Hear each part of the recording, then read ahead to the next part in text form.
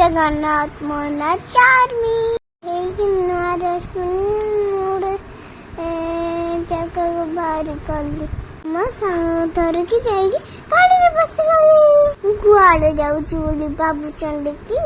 ଗଲାବେଳେ ମୁଁ ଟିକେ ପାହାଡ଼ ରସଗୋଲା ଖାଇଦେଇଥିଲି। ଆପଣଙ୍କୁ ବି ଭଲ ଲାଗେ ନା ପାହାଡ଼ ରସଗୋଲା? ଆପଣ ମାନେ ଦେଖିଲେ ଜାଣିପାରିବେ। ଏବେ ମୁଁ ପହଞ୍ଚିଗଲି ଆମ ଗାଁରେ। ମାନେ ଏବେ ଆମ ଘର ଆସିଗଲା। ମାମା ଆସିକି ଗେଟ୍ ଖୋଲି ଦଉଛନ୍ତି। ମୁଁ ପହଞ୍ଚିଗଲି ଆମ ପୁରୁଣା ଘରେ। ମତେ ଆମ ଗାଁ ବହୁତ ଭଲ ଲାଗେ। ଆମ ପୁରୁଣା ଘର ଆସିଗଲା। ମୁଁ ଘର ଭିତରକୁ ଯାଉଛି।